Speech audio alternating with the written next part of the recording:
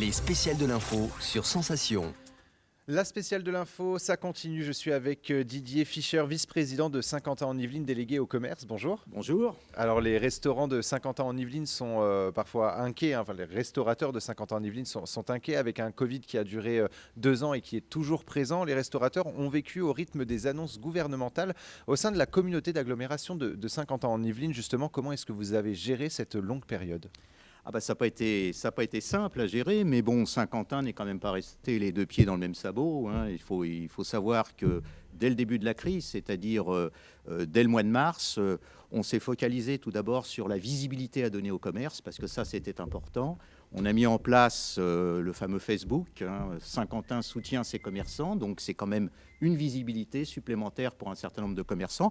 Et d'ailleurs, les restaurateurs y participent beaucoup, hein, sur les 5700 personnes qui sont sur la page Facebook. Il y a quand même énormément aussi de restaurateurs. Donc ça a été un premier point quand même relativement important. Évidemment, c'est pas suffisant. On a essayé de donner une plus grande visibilité à travers d'autres dispositifs, hein, dispositifs notamment en ce qui concerne le Shop and Ski, hein, vous savez, le dispositif, donc la marketplace qu'on a mis en place, hein, qui a bien fonctionné dans toute la période Covid et sortie du Covid, qui aujourd'hui est un petit peu plus au ralenti en fait. On avait 120 commerçants qui étaient sur cette marketplace, on avait 2700 clients à peu près. Il y a à peu près un quart de restaurateurs sur cette marketplace. Le problème des commerçants, c'est que souvent ils ont eu des difficultés quand même avec l'appli, dans la mesure où il y a, en ce qui concerne, je dirais, l'outil informatique, ils le maîtrisent pas si bien que cela, cet outil informatique, et ça a été un petit peu compliqué. Par exemple, ils mettaient pas les produits en ligne, ils mettaient pas ce qu'ils faisaient réellement, ils s'en servaient justement comme un instrument de visibilité. Donc c'était quand même un petit peu insuffisant, je pense, mais certains ont dû en profiter quand même, hein. Et alors, le Saint-Quentin-en-Yvelines se veut au plus proche, hein, de ses commerçants, notamment à travers cette application, hein, que vous avez mis en place. Pour autant, l'inquiétude est forte aujourd'hui. Est-ce que beaucoup de commerces et de restaurants ont fermé définitivement leurs portes aux clients à cause de cette crise sanitaire ? Il est encore difficile d'avoir un état précis, hein, des lieux sur l'ensemble de l'agglomération. J'ai demandé ville par ville que l'on me fasse un état en effet de la situation là, à la sortie. Moi, je le vois par exemple sur ma commune, hein. Sur ma commune, j'ai 2 restaurants qui ont fermé leurs portes définitivement. Bon, ils ont été repris, mais enfin bon, c'est lié quand même très fortement, en effet, à la période de Covid, aux 2 ans de Covid. Voilà. Oui, parce que les conséquences, c'est une fermeture pour le restaurant, mais en tout cas pour le gérant du restaurant, c'est parfois beaucoup plus important. Les conséquences sont beaucoup plus importantes. Bien sûr, tout à fait. Non. Il y a eu effectivement des fermetures. Il va falloir voir exactement combien. Mais bon, j'ai pas non plus des remontées, semble-t-il, qui me disent que c'est une vraie catastrophe, hein. En revanche, beaucoup de restaurateurs sont en difficulté. Et il faut comprendre, hein, quand on a subi 2 fermetures comme ils l'ont subi, on peut imaginer que ça ait des conséquences. Même si derrière, il y a eu des aides, il y a eu les aides d'État, hein, vous en avez peut-être déjà parlé, de ces aides d'État avec le PGE, avec des aides spéciales, avec, je dirais, des consignes qui étaient données aussi aux banques, hein, d'être relativement souple.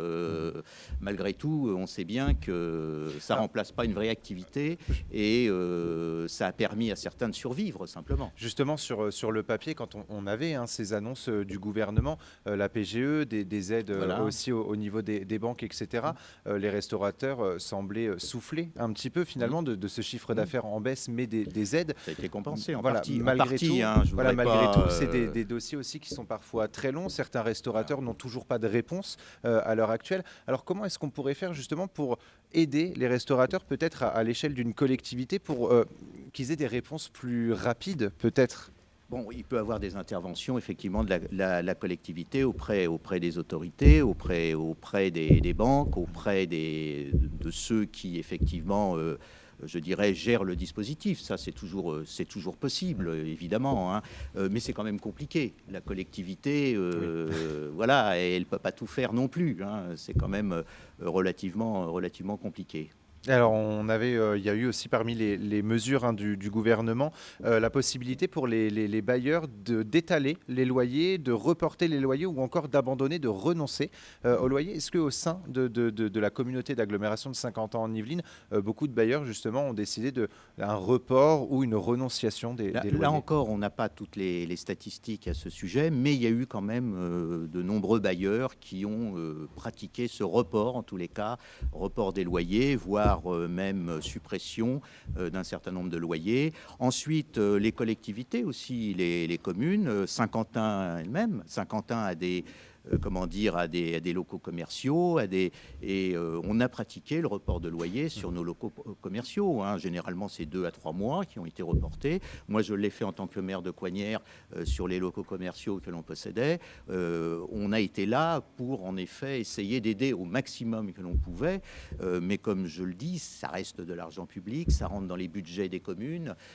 Et au bout du compte, ça peut représenter des sommes très importantes. Par exemple, la TLPE, donc la taxe sur les enseignes, qui n'est pas forcément non plus quelque chose d'extraordinaire. Monsieur disait tout à l'heure que c'était 220 € sur son restaurant. Évidemment, 30%, puisque moi j'ai fait 30% de 220 €, ça ne va pas le sauver.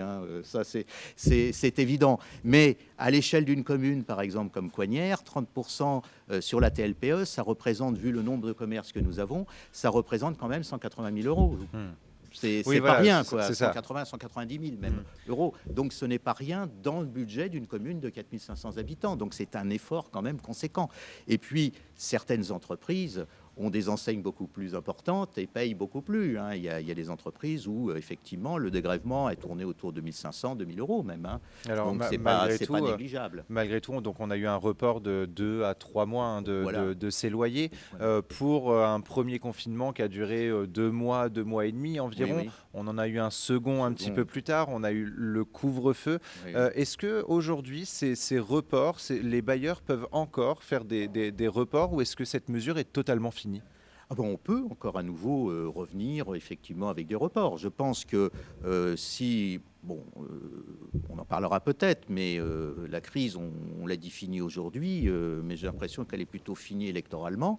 Mais concrètement, on ne sait pas ce qui nous attend dans les mois qui viennent. En ce qui concerne un retour du Covid, vous voyez bien, les statistiques remontent. Enfin bon, on est quand même dans une situation qui reste tendue, à mon sens, en ce qui concerne la situation sanitaire, bien entendu, qui reste tendue. Et il est possible qu'on se retrouve dans une situation d'ici quelques mois où on sera peut-être obligé de reprendre des mesures. J'espère qu'on n'en sera pas à des mesures de fermeture, mais même les mesures contraignantes, elles ont un impact. Quand les restaurateurs effectivement ont repris, ils ont commencé par les terrasses, on a commencé par les terrasses, mais faire une terrasse, c'est pas faire une salle plus une terrasse. Et puis quand on est allé vers les salles, à ce moment-là, les salles, il fallait prendre ses distances, donc on y mettait moins de clients, donc et voilà, et ainsi de suite.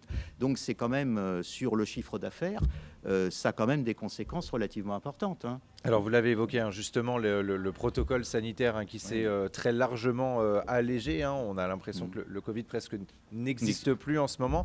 Donc le pass vaccinal a été levé le 14 mars. Alors les restaurateurs ont vécu le port du masque, plus de masques, encore des masques, plus de masques, les tests PCR, le schéma vaccinal, les gels hydroalcooliques, voilà, plein de choses, plein de décisions. Aujourd'hui, il semblerait que la vie d'avant pointe enfin, entre guillemets, le bout de son nez. On arrive au printemps, en plus, ça va être la saison estivale. Est-ce qu'il faut faire malgré tout attention ? Je pense qu'il faut faire attention, oui. Enfin, c'est pas un responsable politique, un maire qui va vous dire allez, lâchez-vous, faites tout ce que vous voulez. Même moi, dans ma mairie, je dis à mon personnel gestes barrières, on conserve. J'ai autorisé à enlever le masque, mais voilà, faites attention. Gardez vos distances, lavez-vous les mains, ne faites pas des réunions, je dirais, dans des salles relativement confinées. Faites quand même attention, parce que, je vous dis, on n'est pas à l'abri d'un retour de flamme. Et alors évident. Justement, en tant qu'élu au commerce de 50 ans en Yvelines, qu'est-ce que vous espérez pour les prochains mois dans votre collectivité ? J'espère qu'on va sortir quand même de cette crise. Et j'espère que la plupart de nos commerçants sortiront quand même dans une situation qui leur permettront ensuite d'aller de l'avant. Mais bon, rien n'est certain quand même, hein, même si le pire n'est pas certain, je dirais, le bonheur non plus n'est pas tout à fait certain. Donc, mais j'espère bien que la situation ira en s'améliorant, hein, et que la plupart, je dirais, des clients, des consommateurs retourneront vers ces lieux finalement, les restaurants, les boutiques, parce qu'effectivement, ce sont des lieux essentiels d'animation aussi de nos centres-villes. Il ne faut pas oublier que sans nos commerçants, sans nos restaurateurs, sans nos cafés, nos centres-villes, ils n'ont plus d'existence, ils ne vivent plus. Ce sont des lieux quand même de rencontre, ce sont des lieux de convivialité. Et ça, c'est quand même très important dans une société qu'on ait des lieux de convivialité. Et ça, on le doit à nos commerçants, on le doit à nos restaurateurs. Et je crois qu'il faut tout faire pour essayer, je dirais, qu'ils puissent, dans les mois qui viennent et dans les années, puisqu'il faut quand même se projeter quand même à long terme, je dirais, vivre de leur travail. Alors, on ne demande pas plus que les gens puissent vivre de leur travail d'une certaine façon. Dernière petite question. Il y a un nombre de restaurateurs qui ne se payent plus de salaire aujourd'hui, vu la situation. C'est ça. Donc il faut quand même voir cela aussi. Ne plus se payer de salaire pour ne pas licencier, c'est louable, mais ça ne peut pas durer des années.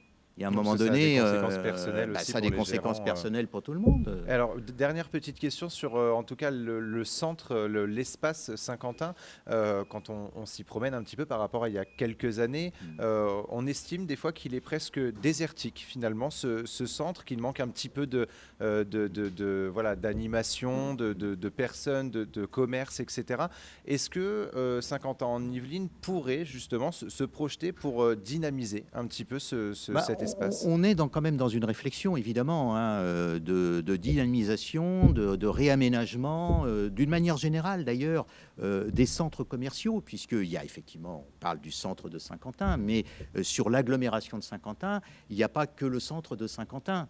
Il n'y a pas que SkyWest, il n'y a pas que... Voilà, on a d'autres centres commerciaux, on a d'autres zones d'activité qu'il faut aujourd'hui requalifier. Et Saint-Quentin est engagé véritablement dans une démarche de requalification de ces zones d'activité. J'étais ce matin pour l'inauguration d'un magasin de vêtements, mais de seconde main, à Maurepas, par exemple, hein, sur une zone d'activité qui est celle de Paris-Ouest, qui est aujourd'hui au cœur, finalement, d'un travail que fait Saint-Quentin pour requalifier cette zone d'activité. On a été d'ailleurs lauréat notamment d'un appel à projet du ministère de la cohésion territoriale. Et cela nous permet aujourd'hui d'avoir fait une étude sur cette zone d'activité et commencer à avoir un projet, en effet, de requalification. Le problème, c'est que Saint-Quentin, je dirais, avec ses petits bras, c'est quand même pas suffisant. Il faut vraiment qu'on réussisse à créer une vraie synergie avec l'ensemble des acteurs économiques pour aller dans le même sens et effectivement assurer le développement de nos centres-villes, de nos centres commerciaux. Et on le voit bien aujourd'hui d'ailleurs, les clients sont, je pense, assez prêts à revenir, mais ils veulent aussi des centres conviviaux, ils veulent des espaces, comment dire, commerciaux qui soient, je dirais, dans le ton de ce qu'est aujourd'hui une consommation aussi beaucoup plus responsable, beaucoup plus citoyenne, avec des espaces de rencontre, avec des lieux, des tiers-lieux, avec... Bon, on est dans quelque chose qui est... Le mode de consommation change à l'heure actuelle. Et si on ne perçoit pas cela et si on ne prend pas cela en compte, eh bien, on court à la catastrophe. Dans une dizaine d'années, c'est tous nos centres qui ferment. Hein. Si on reste sur la même, je dirais, dans la même foulée, en quelque sorte. On se donne du coup rendez-vous dans 10 ans pour en reparler.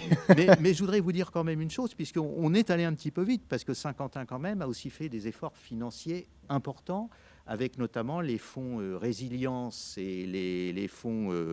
le fonds initiative notamment, hein, qui permet à un certain nombre de commerçants, de restaurateurs, qui a permis à un certain nombre de commerçants, de restaurateurs de faire face. Hein. On a quand même mis 500 000 € sur le fonds résilience avec la région Île-de-France et on a mis 2 millions sur le fonds initiative. Fonds initiative, ce sont des prêts d'honneur, hein, et on a différé d'ailleurs les remboursements de façon à permettre justement d'essayer de passer la crise le mieux possible. Et le fonds résilience aussi, là, il y a eu de gros efforts de fait. Et je crois qu'à l'échelle de Saint-Quentin, c'est quelque chose comme une vingtaine, 21 restaurateurs qui en ont profité pour un chiffre qui est quand même relativement important, de l'ordre de 800 000 euros quand même. On n'est pas quand même dans des petites sommes, on est quand même dans quelque chose qui est relativement important. Et puis n'oublions pas, on a parlé de l'État, mais il y a aussi le département qui a fait un travail quand même assez remarquable, notamment dans l'aide au loyer.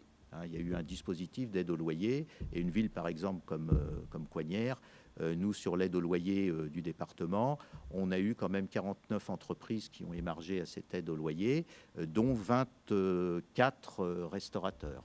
Merci. Vous voyez, c'est quand même pas rien. C'est pas mal. Voilà. Merci beaucoup Didier Fischer d'avoir été avec nous sur Sensation dans cette spéciale de l'info. Je rappelle que vous êtes le vice-président de Saint-Quentin en Yvelines, délégué au commerce. Merci à vous.